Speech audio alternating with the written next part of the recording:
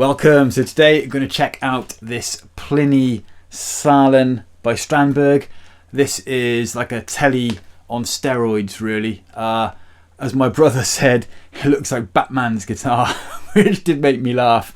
Right, so the cool things about this guitar. I'm not a big Plini fan. I know, strike me down, right? He's cool, he's amazing and all that stuff, but it's just, you know, I don't listen to that much of his music. But why go for the guitar then? Okay, so Strandberg, really interesting brand, doing some really cool things. Really wanted to try a Strandberg, and I love tellies, right? I love a single coil in the neck. It's got that.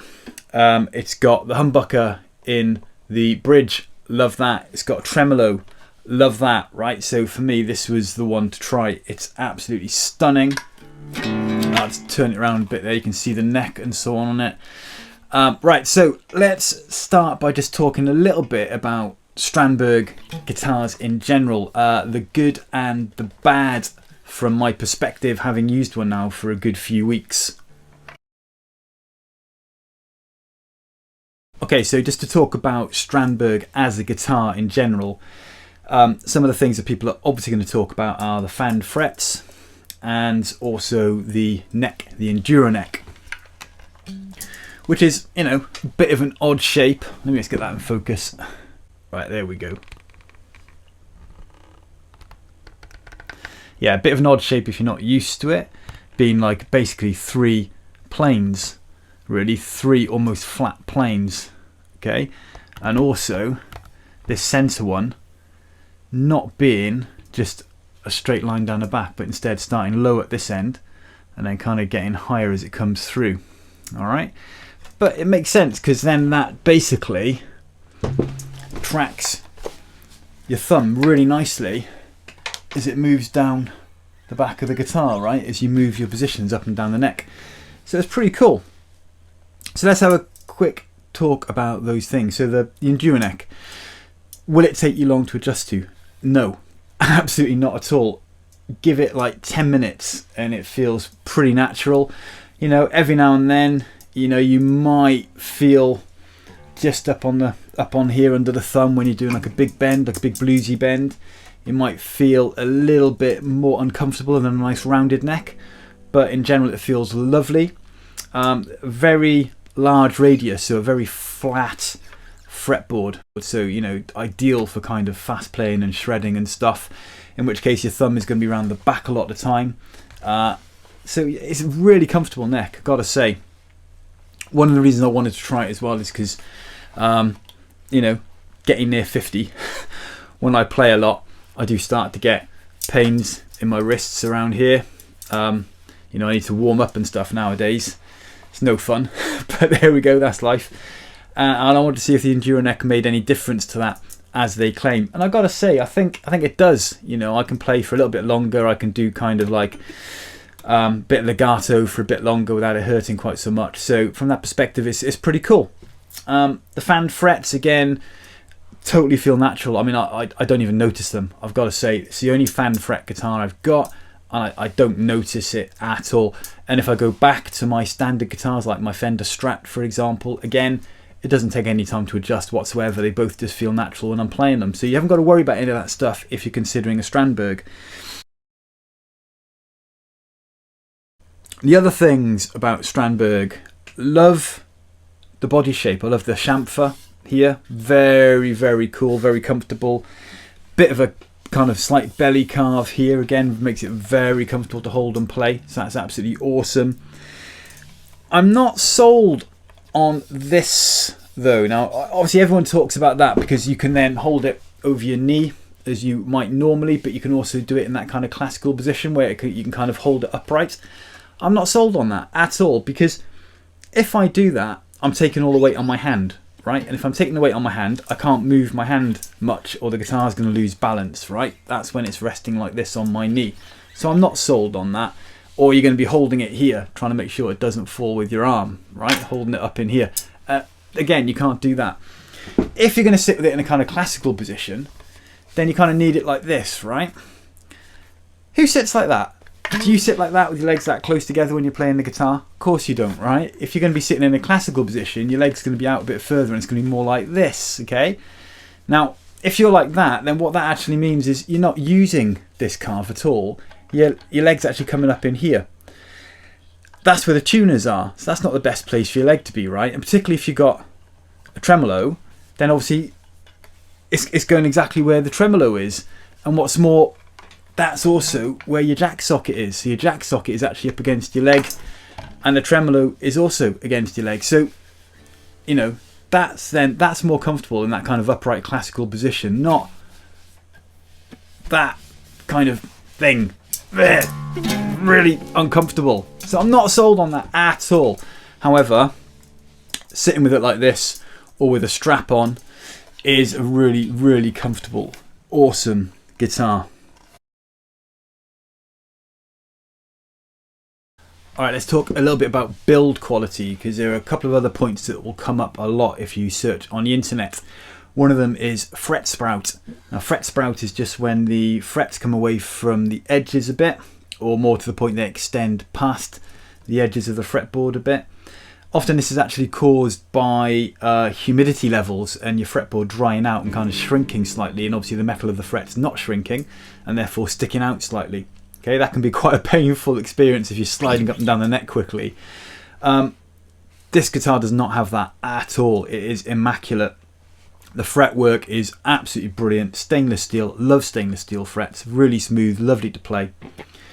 No quality issues whatsoever. Oh, and I've got to say as well, this is a B-stock guitar. I couldn't have afforded this brand new at the prices they're at. Should we come back to pricing later and talk about if they're worth it? Because they're not cheap guitars, right? But the build quality is brilliant. Neck pocket and stuff, absolutely spot on. There's you couldn't get anything in there. It's solid, no gaps, absolutely brilliant. Same with the pickup pockets and stuff, absolutely awesome. Yeah, the build quality is absolutely fantastic. Love it. The weight of the guitar is also surprising. They are very light guitars. It even makes my Fender Strat, which is a light Fender Strat, feel really heavy. So yeah, you quickly get used to them being really light, really comfortable, and soon your other guitars suddenly aren't getting played quite so much and feel more cumbersome. Proprietary humbucker. So this is their own wound humbucker. The single coil is a Suhr Classic T. So absolutely brilliant single coil. The humbucker, personally not sold on that so much. We'll get into the sounds in a minute. Loads of clips for you there. A tremolo, vibrato, whatever you want to call it. Really nice, really good, really stable. Alright, I'm just going to give it a bit of welly.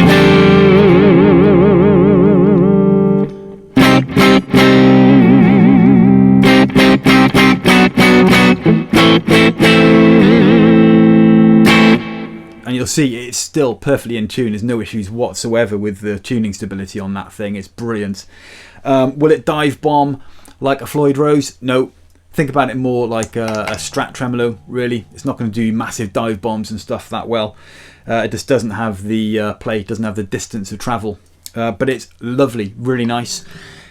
Tuning it in, a doddle, really easy. Stays in tune, like I said, brilliantly. These are very easy to use, very easy to turn, very easy to get used to. So you're not going to no issues with any of that kind of stuff. Electronics, absolutely brilliant. No buzz, no hum, no worries, no noise. Absolutely fantastic. I think they could include a cavity cover, personally, for the amount of money these things cost. And I think they could also include a bit of a better travel case rather than just a little soft bag for the kind of money these things cost as well.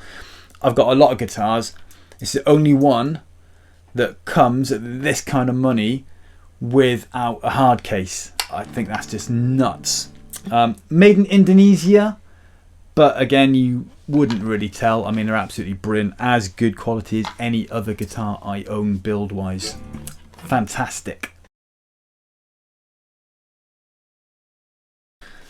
So as mentioned, this one has got a classic T Suhr single coil in the neck and a proprietary humbucker wound OEM special voicing for Plini. Of course it is, you know, but basically it's a Strandberg humbucker.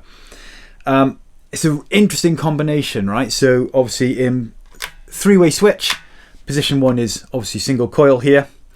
Middle is actually outer coil on the humbucker and single coil here. Just gives a little bit extra twang than if it was just this inner coil, or obviously if it was the humbucker as a whole. And then down is the humbucker itself. Volume control, no tone control. If you look up what Plini says about that, is he wants all the tone all the time. I'm not really sure what that means, but there we go. So I'm kind of surprised they brought that into the production model, to be honest with you.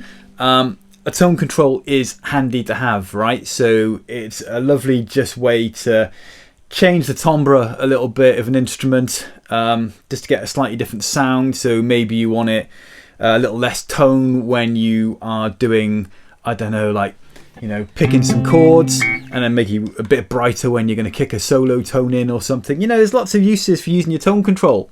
So it's kind of surprising they brought that through to the production model. The three-way switch is awesome. I think, again, they missed a trick here. So, for example, you could have had a 5-way switch where we could have had just the neck, then we could have had neck and inner, and then we could have had neck and whole humbucker, and then neck and outer, and then just the humbucker. That would have worked with a 5-way switch. We could have had a push-pull pot, for example, which split that.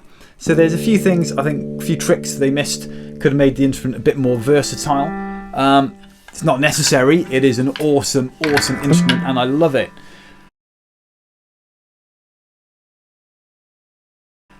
Let's check out some sounds. That's what you're here for, really, isn't it? Some sounds. So, does it sound good clean? Let's check it out.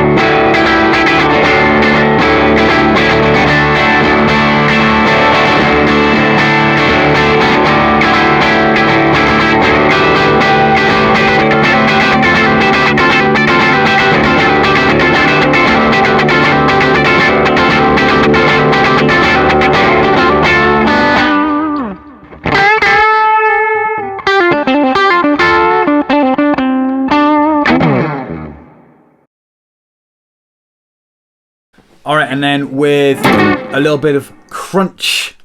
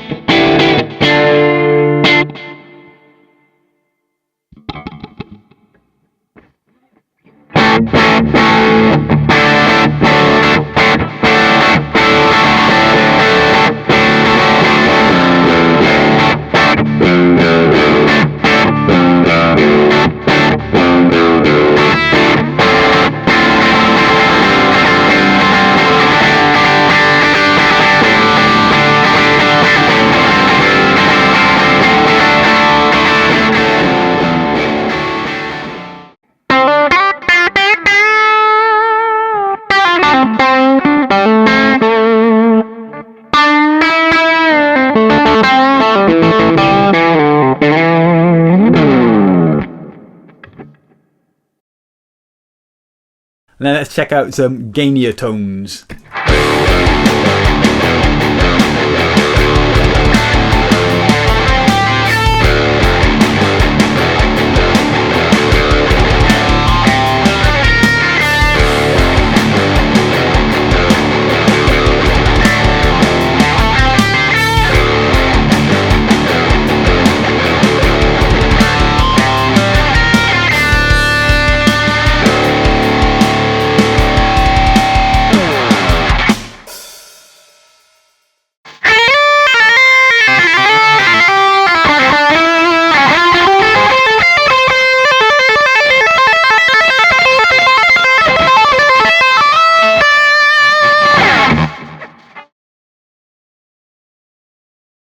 Right, so some final thoughts. Should you get one of these? I tell you what, it is a stunning instrument.